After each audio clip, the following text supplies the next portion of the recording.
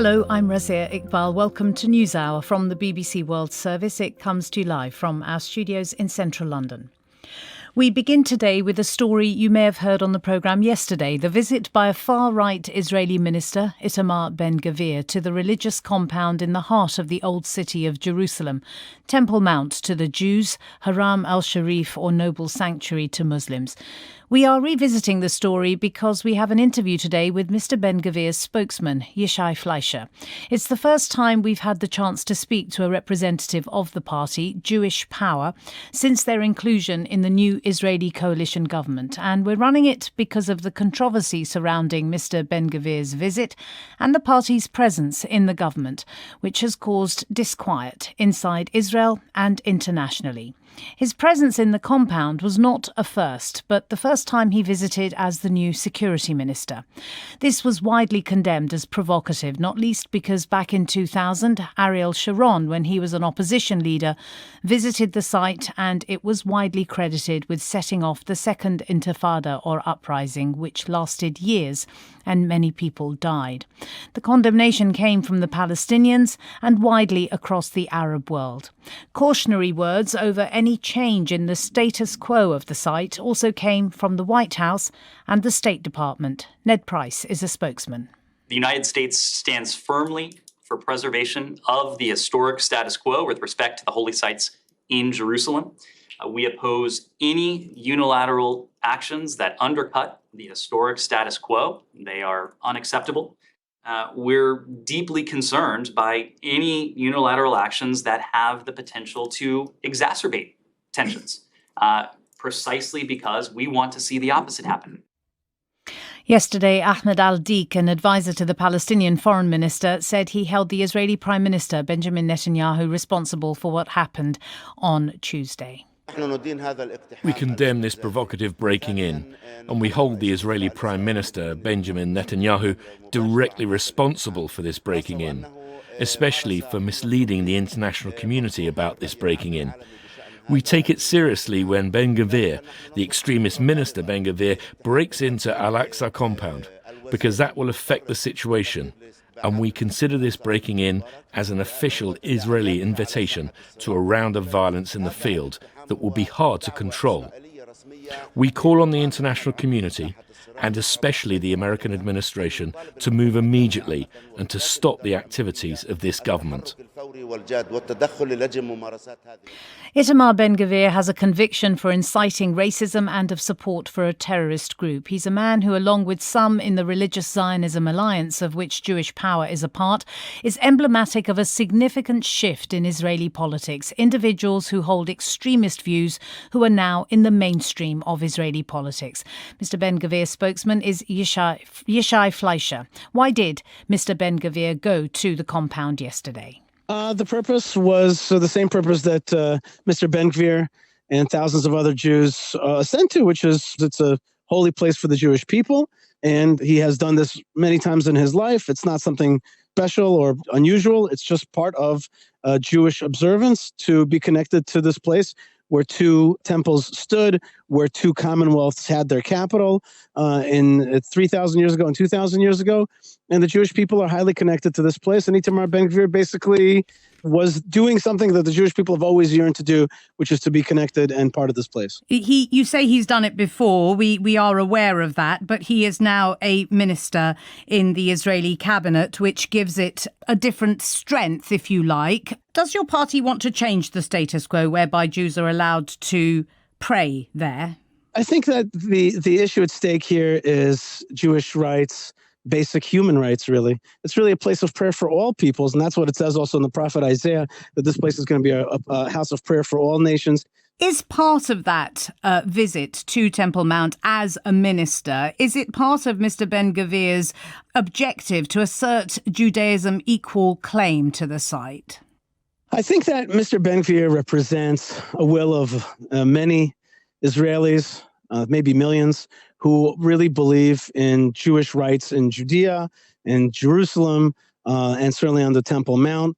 And I think it's also very important to note that one of the groups that wanted to make sure that Minister Ben-Gvir won't go up there was Hamas. They were like, you dare not go up there. The minute they said that, it almost left him no choice. This country is not going to be held hostage by the whims of terrorists. And so, they almost forced the issues. The minute that they think that they're going to start dictating where people can go and who people should be afraid to pray to and moving their lips, the minute you have that kind of messaging, then Mr. Ben-Gvir really standing for basic human rights for the Jewish people and for all peoples had to go up to that Temple Mount. But there are many in Israeli politics, Israelis, who are nervous about the values that Mr. Ben-Gvir holds. Do you accept that he is a polarizing figure in that context?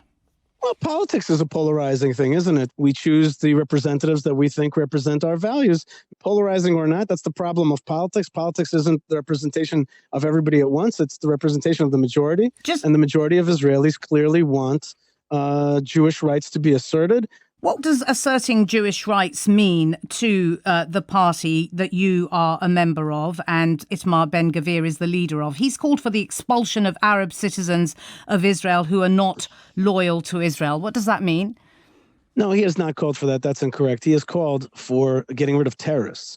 And basically, you have places in Israel, if you would liken it to America, imagine if large swaths of New York State were controlled by Al-Qaeda and somebody who would be antithetical to the United States. We can't have that within the Jewish state. We're a post-Holocaust people. We want to make sure to be safe and secure. We're a small defended minority in this region. We're basically like Taiwan, like a small, tiny island within a much larger Muslim world. Not all the Muslims are our enemies at all, but there is a jihadist atmosphere, a milieu out there, and we basically want to continue to live safely and securely on our land. Well, you say that Mr. Ben-Gvir wants to get rid of terrorists, and yet this is the man who just until very recently had a picture of a terrorist who he was lionizing, a mass murderer, Baruch Goldstein, a picture of him in his living room.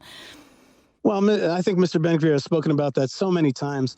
It's a long time ago, he took that picture off and he said that that's not who he is anymore. He now has 6 children. He's 46 years old, an extremely successful lawyer here in Israel. And basically says, listen, I grew up in a more radical tradition. And now I've come to understand that the enemies of Israel are the terrorists and the radicals and the jihadists. And that's who I want to deal with. But the Arab citizens are not part of that. Not only that, there are many Arab citizens, including mayors of 2 Arab cities who have come out and said, we need Itamar Ben-Gvir to be strong against the jihadism in our towns. Mr. Fleisher, you say that he has apologized for that. That photograph was only taken down very recently. Just for listeners who don't know who Baruch Goldstein was, he was a man who massacred 29 Palestinians in prayer at the Cave of the Patriarchs. Isn't it true that he took the picture down for political expediency and that his lionizing of the ideology of both Baruch Goldstein and of Meir Kahane, also an ideologically right-wing Jewish person, is a sign that it's his character that is being questioned at the moment? Should this man be entrusted to run a military police force in the world's most sensitive religious city? First thing is he took this picture off many years ago and he's apologized since, publicly apologized. You could keep harping on it, but the bottom line is that he said that is not what he stands for anymore. Number 2 is you're saying, it's a referendum on his character. The referendum has been taken. It's called elections. And today he is a minister in Israel. So you could keep asking whether he should or should not. And I appreciate your interest in our politics, but bottom line is that the Israeli people are for it. And I tell you again that I meet Arabs every day who tell me how it should only be that he'll be successful in taking away the illegal weapons and taking away the strength of the terrorists because they abuse Arabs first before they abuse anybody else. Well, perhaps they won't respect your party's desire to annex the entire occupied West Bank, which is what your policy is. Is it the case that were you able to do anything that comes even close to that you would not afford the Palestinian residents in the occupied West Bank Jewish citizenship? First thing is, you call it occupied West Bank. And again, I think that's engaging in a certain memory and historical erasure, which actually we're not party no. It's to do with international law. International law says that those territories are occupied by Israel, and that's a legal term. Well, I don't know if you're an international lawyer. I happen to have studied international law at Cardozo Law School in Manhattan. We believe that this land is ours, and it's contested. We believe that Judea and Samaria is our historic homeland. And we are not occupying the places that we've lived in for the last 3,000 years. But the truth of the matter is that those questions that you asked about citizenship. These are all complex issues, and we have to move forward. But the basic idea is to give the most amount of rights to the most amount of people, to have minorities living in our country have upward mobility and decency. Mr. Fleisher, what does the most amount of rights mean? Were you to annex the West Bank and not afford Palestinian residents Jewish citizenship, how does that make the Jewish state a democracy? First thing is that we're not right now. Our party has not offered up exact plans for how we see the future of this. And I wrote an article in the New York Times, which you could see, called The Settler's Vision for the Future of Israel, which discussed 5 alternatives to the two-state solution, including that, Jordan is the original Palestine, returning the Jordanian citizenship to the Palestinians that are living here, but still remain in Israel as residents. And there are many other options. But the fact is that our party has not yet issued, exact plans. And yet, Mr. Fleisher, I am looking. Hold on, let me I have to pick you up on this point, Mr. Fleisher, because I am looking at the New York Times piece that you wrote. You said Arabs can live in Israel as other minorities do, with personal rights, not national rights. Surely this is the building of a racist state that you are envisaging.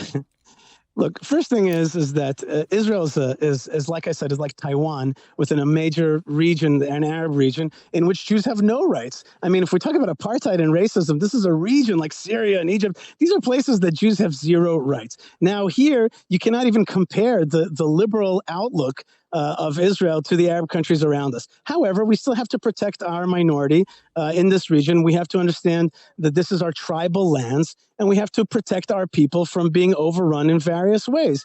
How we're going to give the most people the most amount of rights is something to work out on. Doesn't it concern you that the American Israel Public Affairs Committee, IPAC, which doesn't interfere in internal politics in Israel, has called your party both racist and reprehensible?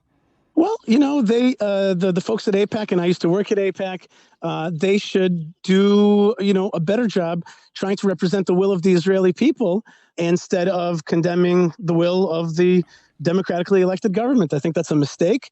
And I know many people at AIPAC, many supporters of AIPAC, who are incredibly disappointed in these kind of statements. And I think that really that distances us from one another. But I think that most American Jews or supporters of AIPAC, when they come to Israel and they understand the security situation better, when you live in Israel, you realize the security situation, you realize that we need a strong so-called hardline government that's going to protect us from this terrorism. Once you get that in your head, that this issue is really about terrorism and stopping terrorism, then you understand that Israel needs this kind of government that's going to be strong, push back on terrorists, and thereby actually create more opportunity, more forward momentum, more progress in this whole region. We'll speak to our correspondent in Jerusalem to fact-check Yishai Fleisher and also hear from a prominent Palestinian. Still to come, we hear from Cuba, well known for its boxing prowess.